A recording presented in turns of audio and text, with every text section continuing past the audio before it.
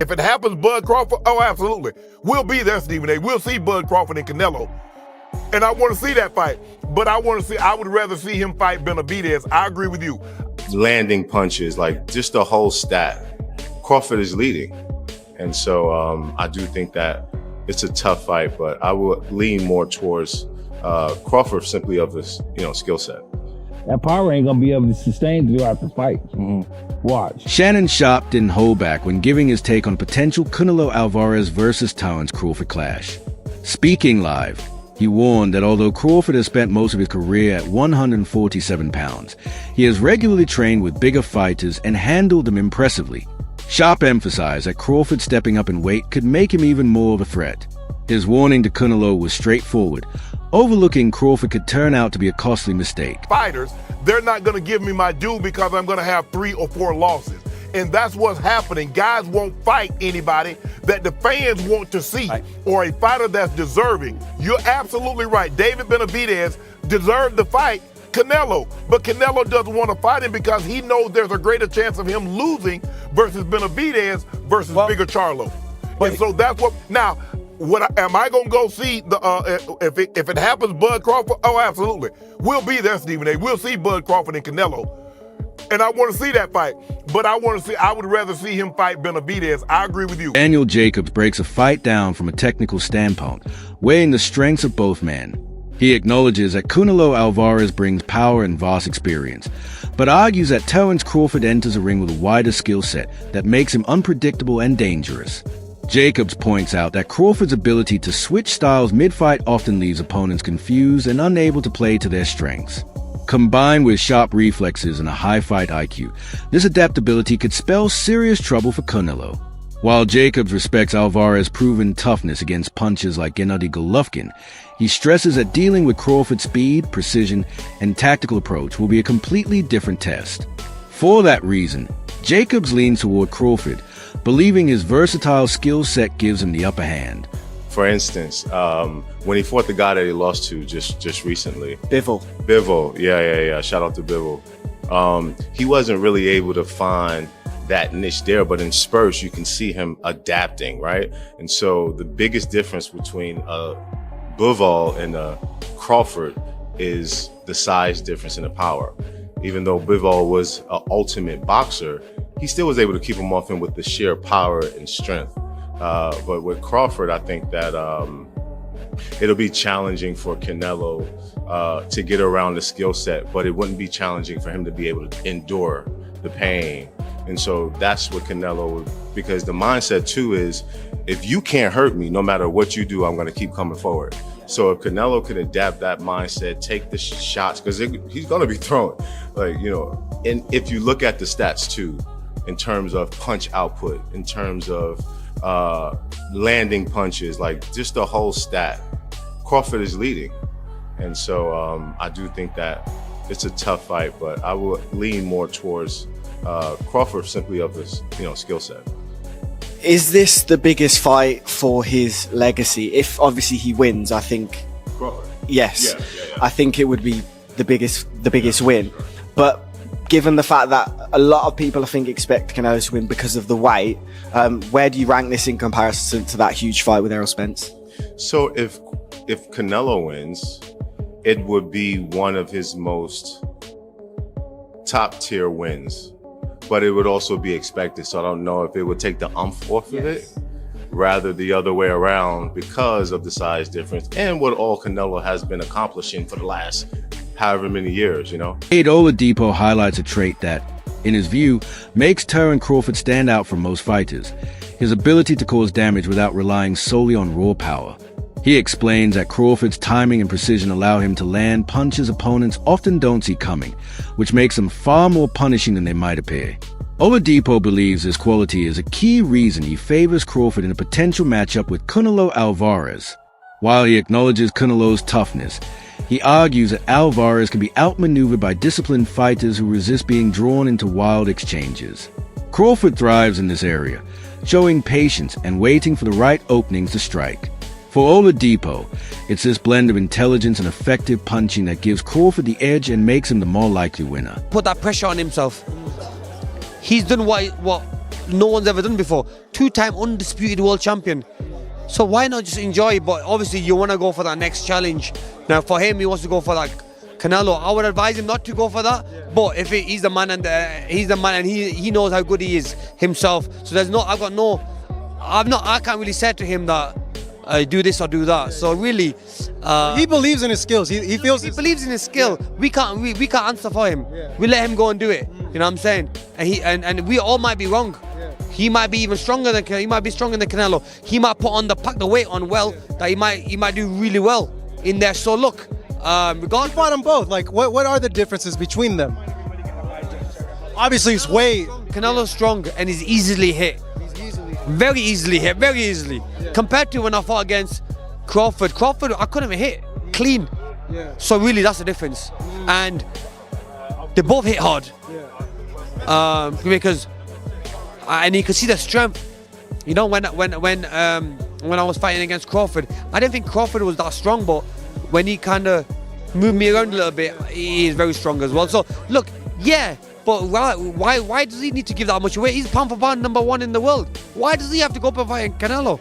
I don't prove anything. Canelo would say payday, but Crawford wants to be 3-time undisputed. And if he does that, oh my goodness. Wow. I mean, that'll be unreal. But look, if he believes in himself, yes, go for it. But don't do it if he's got second thoughts. If he's got second thoughts, don't do it. If he has to be 100% confident, and listen, I'll even go and help him for that if I have to. You know what I mean? Because look, I love Crawford. I think he's a lovely guy. Because I got to know him when I trained with him away from the boxing ring, away from boxing, and the guy's he's a diamond. You know what I mean? So if I can help him in any way, I'd love to do that. But look, but if I was him, just enjoy what you've got now, and don't take no risks. I think you just got to watch the Bivol blueprint, the in and out. I mean, a lot of fighters getting stick now for being runners, Tom and Jerry and whatnot. But stick to what you're good at. Boots Ennis praises Terence Crawford's efficiency in the ring, noting that every punch he throws is deliberate and purposeful.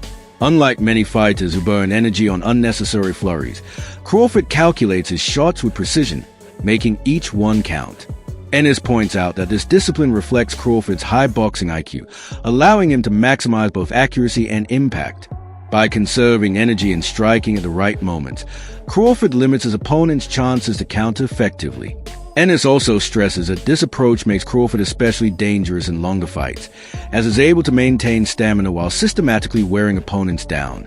In his view, that level of control and precision could be crucial against Canelo Alvarez, where even the smallest advantage matters against such a seasoned champion. So people don't understand. He can box and he's smart. Yes. He don't waste no punches, man. He don't waste no punches. And he's really smart, man, when it comes to that boxing game. But it was me and I'm training him. Yeah. I would have him frustrating Canelo. What I would do with him, I would hit him with some good shots, combination shots, because you know, Canelo got to be set to throw punches. That's right. That's right. You know what I mean? If Crawford boxing move, he don't like nobody to boxing move, and that's what I think Crawford is going to do. And Diego Pacheco offers a balanced breakdown, acknowledging that both fighters have clear paths to victory. He explains that Terence Crawford, with his sharp technique and defensive awareness, is more likely to win round consistently over 12 rather than stop someone as durable as Canelo Alvarez. At the same time, Pacheco highlights Canelo's tremendous power, especially to the body, which always gives him the chance to end a fight if he lands clean. For Pacheco, this matchup is all about contrasting styles, Crawford's ability to control distance and put together combinations versus Canelo's heavy shots and relentless pressure. In his view, the outcome will ultimately come down to which fighter is able to dictate the pace of the fight. Thoughts on that Canelo versus Crawford fight? How do you see that fight going, and what's your prediction? Oh, that's a very, very good fight. You know, two great fighters. I grew up admiring them my whole life, you know, so I'm excited for that fight. I think Crawford is a hell of a fighter. You know, if it goes the distance, he might be able to get that decision win. But I think if there's a knockout, then it might be Canelo who's getting the knockout win. But I'm ready to watch the fight. You know, I'm going to be a big fan that night, and just be rooting for both guys. You know, they're both great fighters. Aid Oladipo reflects on the trajectory of Canelo Alvarez's career, pointing out that while the Mexican superstar is still among the sports elite, he is no longer the seemingly unstoppable force he once was. He recalls a 2018 rematch with Gennady Golovkin as a peak version of Alvarez, a night where his skill, strength and confidence were unmatched. But as Oladipo emphasizes, that was 7 years ago, and although Canelo continues to perform at a high level, his recent outings have shown subtle signs of decline. He suggests that sparring with younger, hungrier fighters like Jaron Boots Ennis may be an attempt to regain the sharpness that naturally fades with time. This raises a question of whether today's version of Canelo is fully equipped to deal with Terence Crawford, who is operating at the very peak of his career. For Oladipo, experience alone may not be enough to offset the gradual erosion of prime athleticism. Very, very good Canelo. I don't think that Crawford is fighting the best Canelo anymore. Again, the Canelo I'm talking about, I mean, second Golovkin fight, I thought was fucking incredible. That was... When was that? Jeez, that feels like a long time ago. Second Golovkin fight was 2018. So I'm saying peak Canelo, although still very, very good people, peak Canelo for me was 6 years ago. It's a long time, or 5.5 years. That's a long time. In fact, exactly 15th of September. So it'll be to the day 5 years. Have I got them? What was I talking about? Sorry, almost 7 years ago. Jeez, that's a long time ago. Where some might say peak Crawford was Errol. So, shit, I didn't realize how long ago that was. And he's clearly not that same guy anymore. It clearly isn't. He's no longer fighting elite fighters. I mean, unless you're going to say William Skull was elite, Edgar Berlanga, no, Munguia, no, Jamel, no, John Ryder, no, third Golovkin fight, no. So he's no longer fighting the best, but he still is very good, and he's still a top 168 pounder. And I think this is why people are saying it is a 50-50 fight now, because we can see the deterioration in Canelo. Like, say what you want about William Skull, Canelo looked poor in that fight as well. Everyone's like, oh, William Skull ran. Well, Canelo didn't cut off the exits. Canelo wasn't great himself. Canelo's punch output was horrendous. So we can clearly see the deterioration. That said, he is the naturally bigger guy. I just mentioned the fact that Crawford's put on size, but the naturally bigger guy in this weight class is Canelo. That has to count for something. Regis Prograis pushes back against the idea that Terence Crawford's punching power will be a serious threat to Canelo Alvarez. He argues that Canelo has already absorbed shots from naturally bigger, heavy-handed champions without showing much vulnerability. Prograis points to Alvarez's reputation for having one of the most reliable chins in boxing, a quality that makes him extremely tough to hurt. That said, he doesn't dismiss Crawford completely. Prograis acknowledges that Crawford's ring intelligence, movement, and ability to make adjustments could give him a path to victory by outboxing Canelo. Still, he stresses that raw power alone won't be enough. Crawford will need to lean heavily on his skill and strategy if he hopes to overcome such a physically imposing opponent. You know, I think that Crawford has the ability to outbox Canelo. You got to look at it. And then Canelo's older. Crawford has the ability, but he's small, you know, and he can look bigger Crawford could look bigger in the weigh-ins and all that stuff, but it's always a difference. When you get that fight with somebody, you can tell. Same thing with Jamel. Jamel fought him, the twin. He fought Crawford, and in all the stuff, the weigh-ins and the press conference, Jamel looked like the bigger man. You know, his head, his neck, everything looked bigger. But when they got in the fight, you can tell. You can see who really was the bigger man. And I think that's the same thing. Crawford is putting on weight, but it's not weight. Like Canelo had the weight already. He doesn't have to put on muscle. He doesn't have to do that. He's already big like that. But I think that Crawford does have the style. He does have the style to beat him. If you look at the people that beat him or gave him troubles, Irislan, De Lara, Austin Trout, Floyd, and Bivol, you know, they gave him trouble and stuff like that. And Skull moved around a little bit too. So I think that Crawford has that, but I don't know how Crawford is gonna respond when he gets hit. Same thing with Jamel. Jamel was undisputed at 154, and Canelo hit him and shit. Jamel was like, hell no. Jamel took a knee, you know. So it's a big difference. And Crawford had that one fight at 154, and he didn't, you know, Madrimov would touch him up a little bit. And this is nowhere close to Madrimov. You talk about Canelo. Now, if it was just another bigger guy, I would go with Crawford. But you talk about this might be, I mean, people might kill me for it, but well, not really, but this might be the best Mexican fighter ever. One of them, at least, right? You talk about Canelo and Crawford going up against him. So the only thing they have, but I would say the only thing he has going for him is he's a skillful fighter. and Canelo is older. Crawford's trainer emphasizes that conditioning could be the deciding factor in this matchup. He explains that if Canelo Alvarez begins to slow down as the fight wears on, Terence Crawford will seize those openings with his superior speed and sharp counters. Crawford has built a reputation for excelling in the later rounds, often increasing his output just as his opponents begin to fade. His quickness allows him to land clean shots while avoiding retaliation, punishing even small dips in energy. The trainer warns that against a fighter like Crawford, losing just a step in movement or reflexes can prove costly. This, he argues, puts added pressure on Canelo to maintain a relentless pace from start to finish, a demanding task at this stage of his career. Throughout the fight, watch. And he usually slows down between 6 and 7.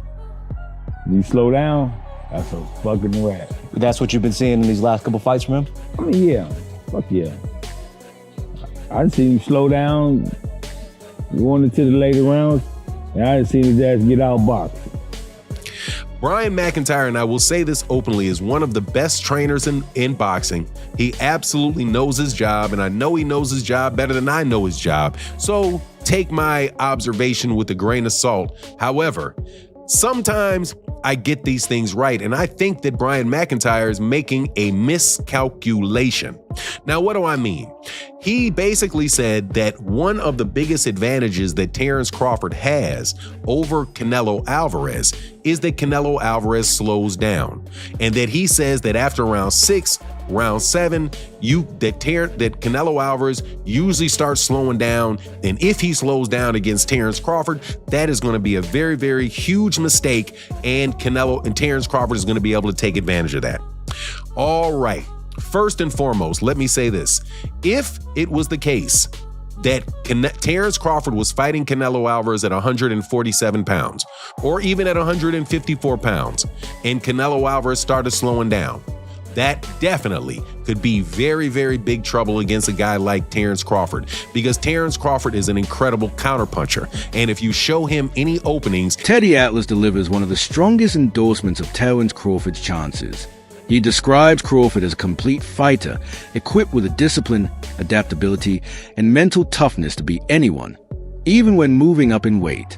In contrast, Atlas argues that Canelo Alvarez is no longer the same hungry competitor he once was, suggesting that years of success and stardom have taken some of the edge off.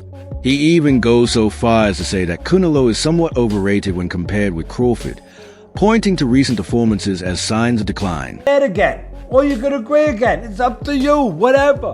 But he's made so much money that the urgency's not there, the fire's not there. At least it wasn't there a week ago. At least I'd say that. It wasn't there a week ago. Maybe it'll be there now. Maybe he's the kind of guy that, and I get it, that at this point in their career, it has to be a big fight to get up. That Canelo can't get up for these fights. He couldn't get up for that fight. All right. If you want to go down that road, go ahead. But my road is still possible. That he got old, that it just doesn't have that fire no more. Oh my God, I'm going to say this one. That maybe he's a little overrated. I listen, I know he's tremendous. He's tremendous. But could he be a tiny bit overrated? If you look at some of his biggest fights, the fights where you had to be great to win, that you fought great fighters or near great fighters, you know, you can make the argument that he lost the first Triple G. Jose Vargas Jr., who has sparred with Terence Crawford, brings an insider's perspective to the discussion. He praises Crawford's sharpness and accuracy, but questions whether his punches carry enough power to seriously trouble someone as durable as Canelo Alvarez. Vargas notes that Canelo has already taken shots from naturally bigger punches like Gennady Golovkin and Sergey Kovalev, proving he can withstand heavy punishment. Still, Vargas reminds that boxing isn't only about raw power. He acknowledges that Crawford's timing, consistency, and ability to break an opponent's rhythm can frustrate even the strongest fighters. While he doubts Crawford's shots alone will keep Canelo from pressing forward, he admits that Crawford's skill set can make the fight highly competitive, and even give him a path to victory on the scorecards. But Crawford, what work is left? What else is going to be done in camp? You know, all we're doing is putting the final touches. I mean, I've been sparring Ron Ellis. I mean, this guy is a dog, bro. He's been getting me ready. I mean, he's been Canelo's sparring partner. Shout out to my guy Ron, man. He comes, tries to knock me out every single sparring. This guy fights at 68. Big dude, goes southpaw, and hits hard. So I know he fought Benavidez. So you know, he's a veteran, and he's doing veteran tactics in there where he's not letting me rest in the clinch. He's making me work every second of every round. And I got something for Callum. I got something for the whole boxing world. And you know, I feel you're just as good as your preparation. And we've been doing the road work. We've been doing the mountain work. I've been recovering hard. I've been getting my rest. You know, I haven't been drinking no dark sodas, bro. That's all for today's breakdown. Thanks for tuning in, and stay locked in for more updates. Until next time.